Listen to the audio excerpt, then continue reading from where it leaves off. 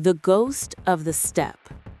10 Things You Didn't Know About Genghis Khan. Part 1. The Man with No Face. If I asked you to picture Genghis Khan right now, you probably have a specific image in your head. A tall, imposing man with a braided beard, wearing furs, perhaps looking quite fierce. But here is the first little-known fact that changes everything. We have absolutely no idea what he actually looked like. During his entire reign, while he was conquering the largest contiguous land empire in human history, Genghis Khan never allowed anyone to paint his portrait. He never allowed a sculptor to carve his image, and he never allowed his likeness to be engraved on a coin. Think about the ego of most world leaders, from the Roman emperors to the kings of France.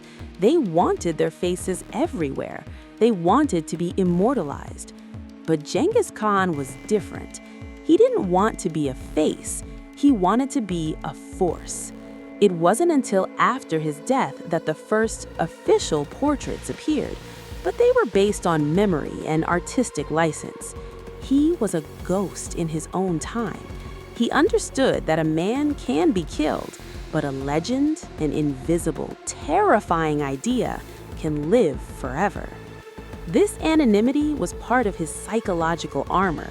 He didn't need you to know his face, he just needed you to know his name. Part 2. The World's Accidental Environmentalist. Now, let's talk about a fact that sounds like it's from a sci-fi movie, but it's actually backed by climate science. Genghis Khan might be the only human in history to have successfully cooled the planet. History tells us that his conquests were brutal. Estimates suggest that during the Mongol invasions, roughly 40 million people were killed. In the 13th century, that was a massive percentage of the global population. But there was a strange, unintended side effect to this tragedy. When so many people disappeared, entire civilizations, farms, villages, and cities were abandoned. Nature did what nature does best. It moved back in. Huge swaths of cultivated land returned to forest. Millions of trees grew where there used to be wheat fields. Scientists have actually tracked the carbon levels from that era. They found that this regreening of the earth scrubbed approximately 700 million tons of carbon from the atmosphere. It was a man-made climate change event centuries before the Industrial Revolution.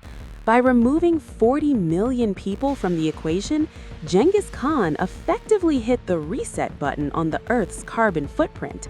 It's a dark, haunting reality. The bloodiest conqueror in history was also the Earth's most effective carbon scrubber. Part 3. The Great Religious Drinking Contest. We often think of the Mongols as barbarians, but Genghis Khan was surprisingly progressive when it came to the mind and the soul. He was a practitioner of Tengrism, the ancient Mongol shamanism, but he was fascinated by the faiths of the people he conquered. He didn't want to force his religion on anyone. In fact, he encouraged religious freedom, mostly because he believed that the more gods he had on his side, the better. In 1254, following his tradition of tolerance, the Mongol leadership organized what might be the world's first interfaith slam. They gathered teams of Christians, Muslims, and Buddhists for a formal theological debate. They sat them down and told them to argue their points. Who has the true God? What is the meaning of life? But this was a Mongol event, so there was a catch. They weren't just debating, they were drinking. As the theologians went round after round trying to prove their divinity, the fermented mare's milk, known as airag, kept flowing. By the end of the night, the debate didn't end with a winner or a new world religion. It ended with everyone getting so incredibly drunk that they couldn't speak. The Christians were singing, the Muslims were sleeping, and the Buddhists were just trying to stay upright. Genghis Khan's legacy of religious tolerance wasn't just about law, it was about the idea that if we can all sit at the same table and share a drink, maybe we don't need to burn each other's temples down. Part 4. The Shield of Daughters. When we talk about the great Khans, we usually focus on the sons, Ogedei, Tolui, Chagatai, but Genghis Khan's secret weapon wasn't his sons, his daughters.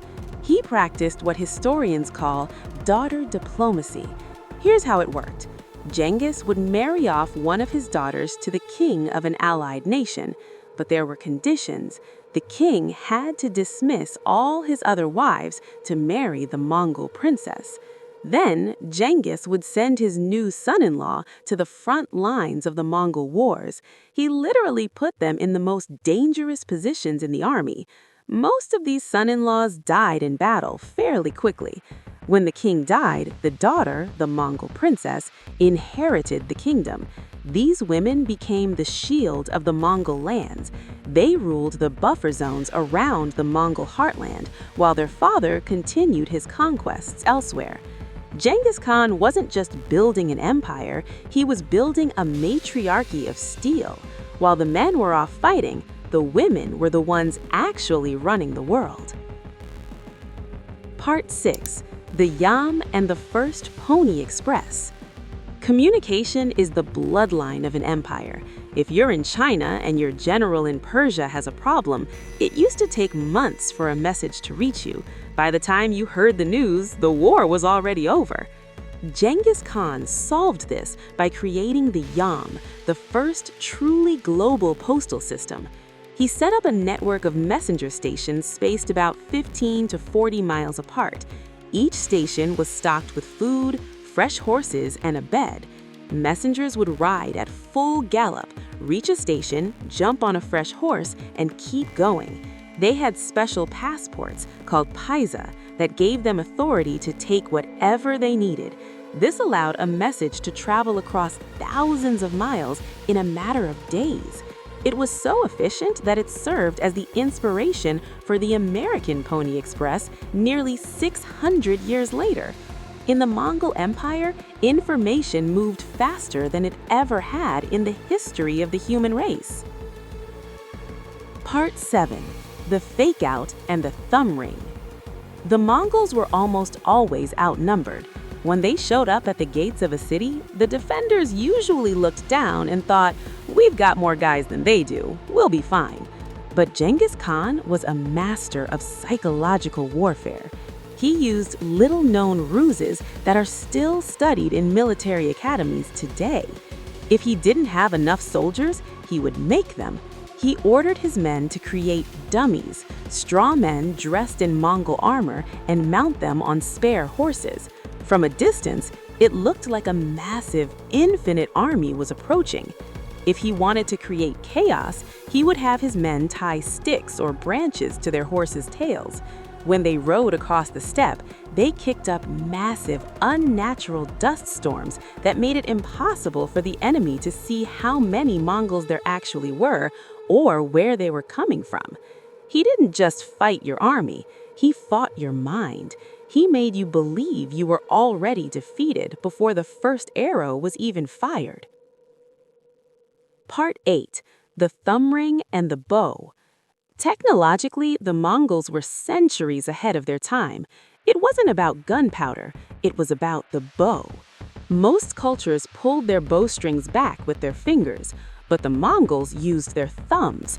To do this without ripping their skin off, they invented specialized thumb rings made of bone, wood, or stone. This might sound like a small detail, but it changed the physics of war. Using the thumb allowed for a much faster release and a more powerful pull. Because they were firing from the back of a moving horse, every millisecond counted. The thumb ring was the high-tech upgrade of the 13th century, allowing a Mongol archer to turn himself into a human machine gun. Part 9. The Tax-Free Clergy. Genghis Khan was a conqueror, yes, but he was also a genius of soft power. He realized that if you want to keep a city from rebelling, you make their lives better than they were before you arrived. He was one of the first leaders to exempt the poor and the clergy from taxes.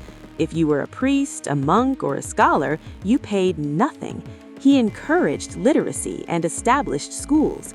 He turned the barbarian image on its head. Many cities actually wanted to be conquered by the Mongols because it meant lower taxes, better infrastructure, and the freedom to practice their own religion. He realized that it's much easier to rule a happy population than a dead one.